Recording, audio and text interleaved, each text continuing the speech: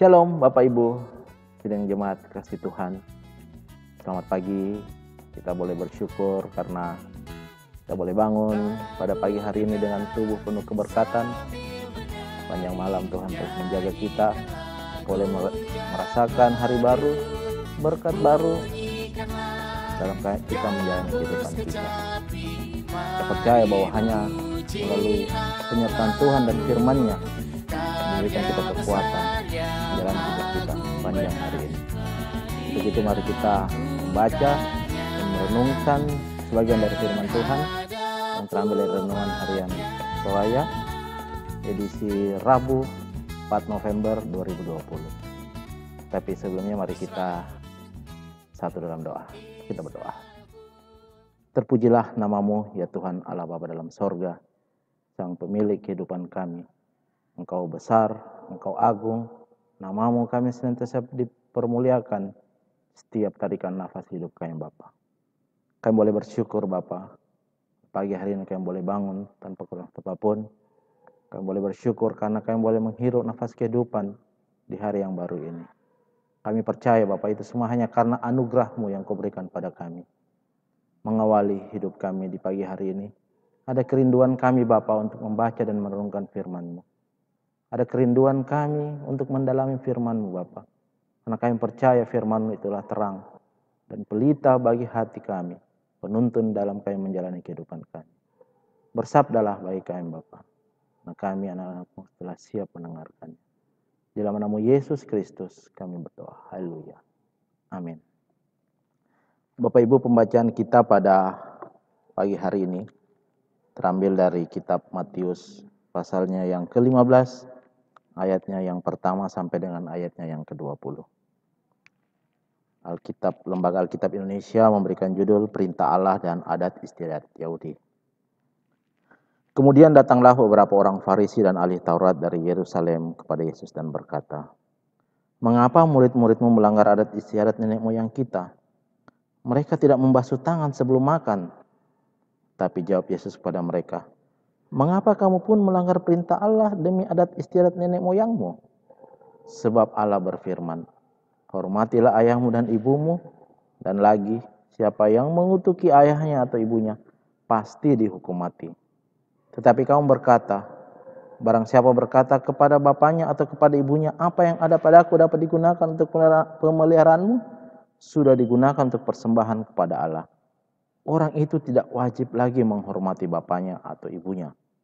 Dengan demikian firman Allah kamu nyatakan tidak berlaku demi adat istiadatmu sendiri.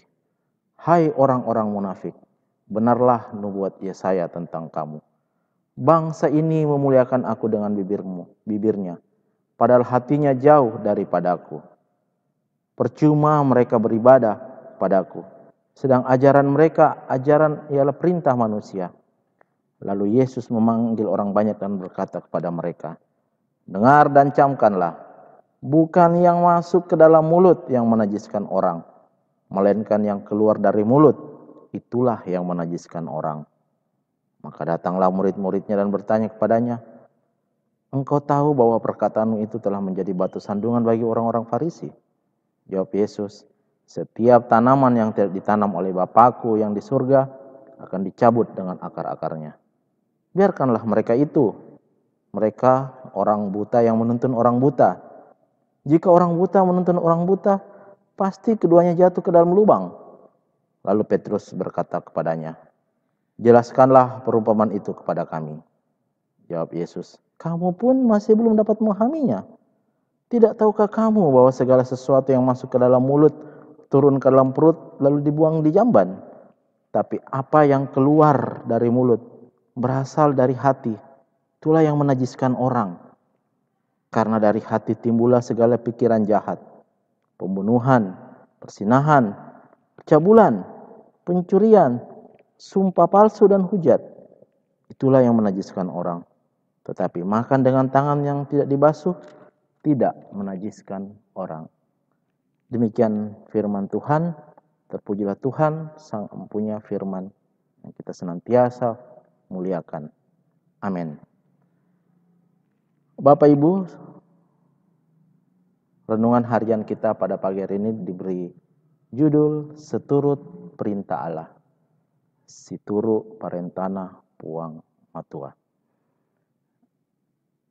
Dalam masyarakat sekitar kita, dalam lingkungan kita, selalu saja kita jumpai orang yang berperilaku baik. Kadang kita temukan orang yang berperilaku buruk, bahkan jahat. Namun kondisi itu tidak membuat kita harus menjadi takut.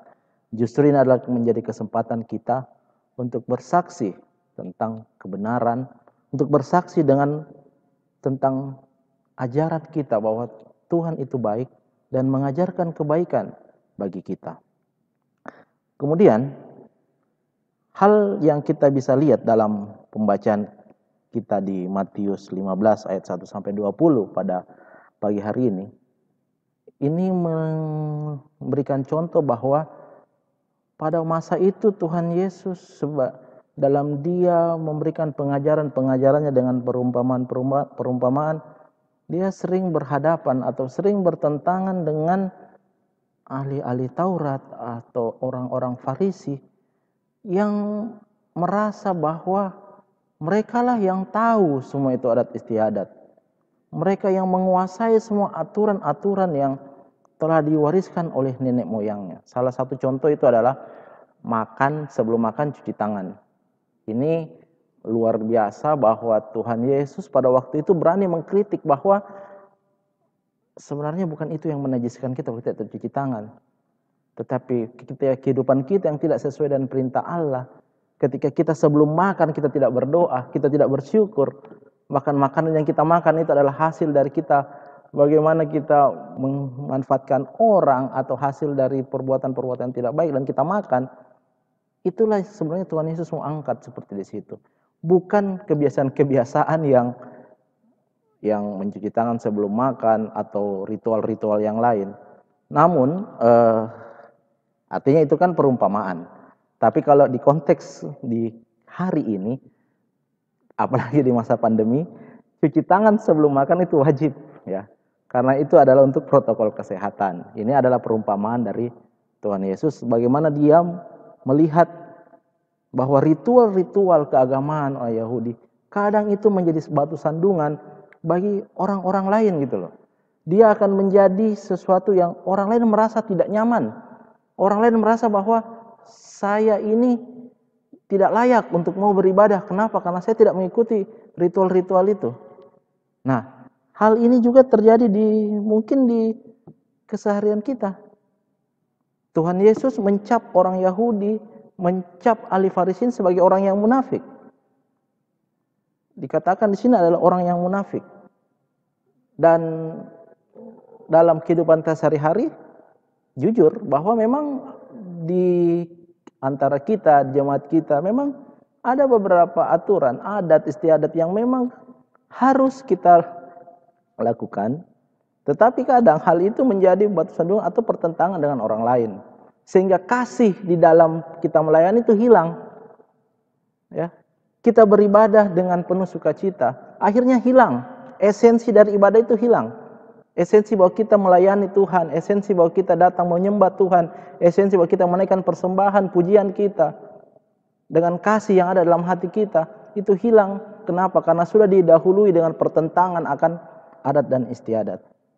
Ini yang menjadi hal yang mungkin harus kita dalami sama-sama, menjadi koreksi bagi kita semua dalam menjalani kehidupan kita, dalam kita berjemaat, dalam kita melayani, sehingga kita berada pada fase bahwa Tuhan yang dimuliakan dalam ibadah kita, Tuhan yang kita sembah, bukan kita mengedepankan adat istiadat, bukan kita mengedepankan kebiasaan-kebiasaan yang pada akhirnya akan merusak esensi atau inti dari peribadatan itu. Menjadi orang yang penuh dengan hikmat, menjadi orang penuh dengan kebijaksanaan, itu jauh lebih penting dalam kita melayani daripada kita mempertentangkan atau mempersoalkan kebiasaan atau adat istiadat yang akan menjadi batu sandungan. Dan saya ulangi lagi, menjadi batu sandungan, menjadi halangan untuk orang datang beribadah di gereja.